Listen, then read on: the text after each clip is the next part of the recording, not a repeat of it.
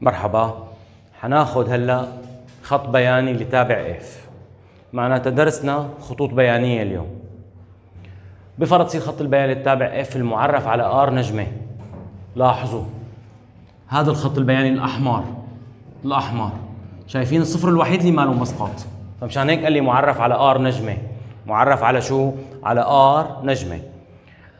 طلباتي، قبل ما اشوف طلباتي لحالي لاحظت في مقارب مائل بجوار الناقص لا نهاية، في مقارب شاقولي بجوار الزائد لا نهاية، في مقارب أفقي بجوار الزائد لا نهاية، أو فينا نقول إنه الشاقولي نحن ما بنقول له بجوار باتجاه أو واي موجب بالحالتين. في قيمة حدية إكساتها 2 واياتها ناقص 1. الخط البياني قطع الإكسات بالناقص 2 وبالواحد وبالأربعة، دول لحالهم استنتاجاتي لما بشوف الشكل أنا. هلا بقرأ الطلبات. الطلب الأول شو قال لي؟ أوجد معادلة كل مقارب. هذا المقارب شاقولي معادلته إكس تساوي 0. مقارب شاقولي منطبق على الوايات، مرة يسار ومرة يمين، واي يساوي 1. مقارب أفقي يوازي إكس فتحة بجوار الزائد لا نهاية، ليكو الجوار. في واحد مائل دلتا واي تساوي A إكس زائد B. مقارب مائل، طبعا A إجباري لا تساوي 0. شلون بدنا نوجده؟ هذا هو المائل شايفينه؟ مرق بالنقطة إكساتها ناقص 1 وواياتها 0. مرق بالنقطة إكساتها 0 وواياتها 1. لما يقول لي أوجد معادلة المقارب المائل ببحث عن نقطتين. ببحث عن شو؟ عن نقطتين. هي إكساتها 0 وواياتها 1، إكساتها ناقص 1 وواياتها 0. هلا بعوض. عوض الواي 0، عوض الإكس ناقص 1 بA ناقص A زائد B. نجي لهي عوض الواي 1، عوض الإكس 0 بA 0 زائد B. قديش طلعت البي؟ 1. حطي هون 1 زائد ناقص A يساوي 0، فقديش طلعت الA؟ 1. معادلة المقارب المائل A هي 1 والبي هي 1. مقارب مائل لسي بجوار الناقص لا نهاية. خلصنا من المقاربات. أوجد مجموعة تعريف التابع. لوغاريتم فورا بس شم ريحة لوغاريتم. ما داخل اللوغاريتم، عفوا ما داخل اللوغاريتم أكبر تماما من الصفر.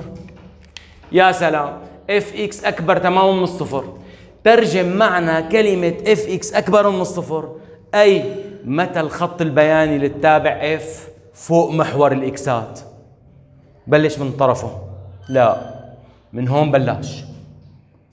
هذا كله فوق محور الإكسات، هذا كله فوق محور الإكسات، هي الشقفة كلها فوق محور الإكسات.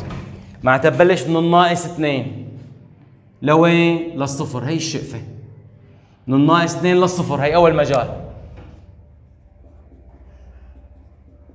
اجتماع، هي الشقفة فوق محور الإكسات من الصفر للواحد.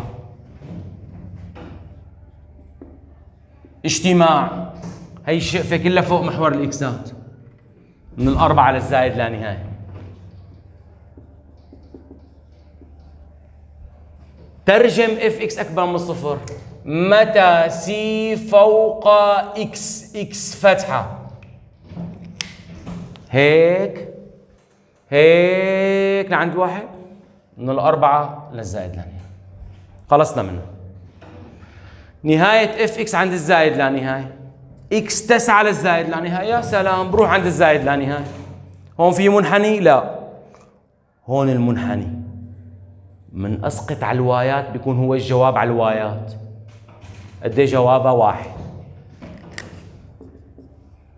نهاية اف الاف كثير الطلاب تسأل عنها. بكتب نهاية اف عوض اف اكس بسميها تي. شو بسميها لهي؟ تي. بتصير عوض ما اكس 9 تي 9. شو جواب نهايته عند الزائد لا نهاية؟ 1. بنروح لعند الواحد، نهايته عند الزائد لا نهاية طلع الجواب 1. فبتصير هلا تي 9 للواحد، هي الواحد شو واياتها؟ 0. فالجواب 0. رجع عيد، عند الزائد لا نهاية 1 بتصير التي 9 للواحد، هي الواحد شو واياتها؟ 0. فنكون عرفنا واياتها. صفيان وحدة، ما حلول المتراجحة اف فتحة اكس اكبر او تساوي 0؟ ما حلول المتراجحة؟ اف فتحة يعني متى التابع متزايد؟ لانه قال لي اكبر او تساوي 0. متزايد هيك متزايد معناتها هي كلياتها من الناقص لا نهاية للصفر. هيك متناقص ما بدي اياها، من هون صار متزايد، من 2 لوين؟ للزايد لا نهاية. عيد، كل هي الشقفة كانت تابع متزايد معناتها من الناقص لا نهاية للصفر. اكس تنتمي من الناقص لا نهاية للصفر. ليش فتحت المجال مع انه في يساوي؟ لانه الصفر لا تنتمي من مجموعة التعريف. هي الشقفة كلها متناقص لعندهم، من هون بلش يرجع يتزايد مرة ثانية من 2 للزايد لا نهاية. استاذي الزائد لا نهاية مفتوح، الاثنين ليش مغلق؟ لانه في يساوي. ليش هذا مفتوح؟ لانه الصفر بالاساس مو موجودة بمجموعة التعريف. الصفر بالاساس شبه مو موجودة بمجموعة التعريف، والاثنين مجالها شو؟ مغلق لانه في يساوي. بيكون اخذنا خط بياني لتابع اف. الله يعطيكم العافية.